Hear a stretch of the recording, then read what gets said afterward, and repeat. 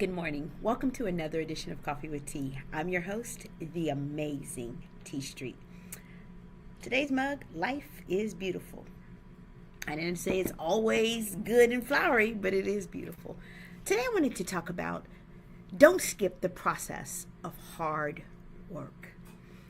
In working with young people, I am given a bird's eye view of part of the challenge that we have as a culture in getting this next generation prepared for the real world. Part of the challenge is that as parents, as schools, as community members, we often give people a pass because of a hard life. We say, oh, they've had a hard life. And so we give them the ability to quit when things get hard. And so today this message is not just for young people, it's for all of us. This says, don't skip the process of hard work. Every summer when I gather all of my 120 kids together in this big room, I always start off by talking to them. And one of the lessons that I say to them is, this summer, you're going to learn that you can do hard things. I asked them the question, how many of you received a grade that you did not earn in the past school year? And every single hand in the room goes up. And I asked them what it's about. And they say, oh, my teacher told me if I would do this. They play the bargaining game. Meanwhile, lowering the bar for our kids, which means our kids don't learn the benefits of hard work. We also don't teach them the process of hard work. So today I want to talk about the process of hard work, and then at the end I'll talk a little bit about the benefits that come from hard work. First and foremost, the process includes giving focused and dedicated efforts to tasks. When you're given something, it means you have to focus to get it done. When my kids are divided up into groups, we do tasks, small tasks at first, because you have to teach the principles and the habits of finishing small tasks. For example, one of the things that we do is we compete as teams at completing a puzzle, and every member of the team has to be an active participant in completing the puzzle. That may seem like a small thing, but for kids who normally, when things are going wrong, check out, or when another team wins, they just give up and say, forget it, they already won. To watch kids persist to finish a task and give dedicated focus to that task, that's a huge step towards growing into learning the process of hard work. Next, embrace the challenge.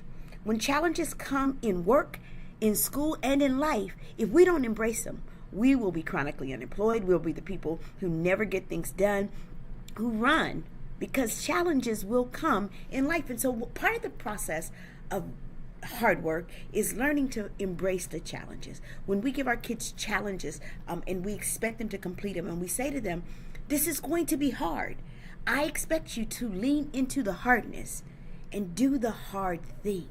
Do it anyway, even though we know that it's hard. One of the ways that you can complete the process of hard work is by being consistent and persistent. I remember when I was in grad school many moons ago, I called my grandmother because my mom wasn't available to talk to her about my thesis. And I couldn't write it because I had writer's block. And my grandmother, who was the most stubborn, hardworking person, she never gave up on anything, and that's in my DNA. She said to me, baby, a slow drip will wear a hole in a rock. Like most college students, I was like, what? Why is she talking to me in riddles and I'm talking to her about writer's block?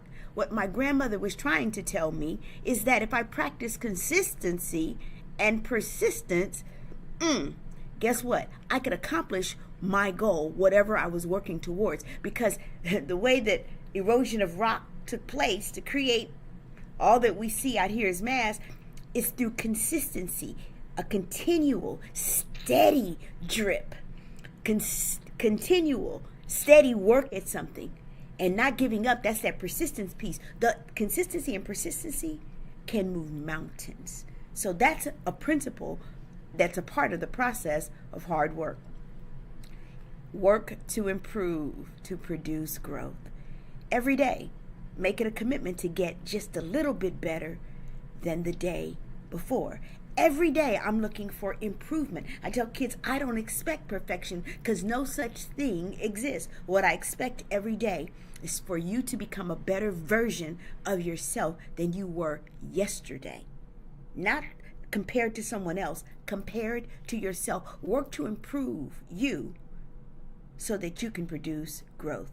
What are the outcomes and the benefits? Simple. Greater confidence in oneself, greater discipline. Those are the things that it's going to take for our kids to be successful. Greater resilience. It produces resilience when you learn how to get through. Good morning, Sarah Takesha. Greater self-esteem. And ultimately, your kids and you will develop greater character when you don't skip the process of hard work, confidence, discipline, self-esteem, resilience, character. Those are the things that are the byproducts of hard work. I'm the amazing T Street, but you know what? There's absolutely positively nothing amazing in me that's not in each and every one of you. So whatever you do, don't skip the process of hard work. And while you're at it, don't let our young people skip the process of hard work, because they and we can do hard things. Have an amazing day.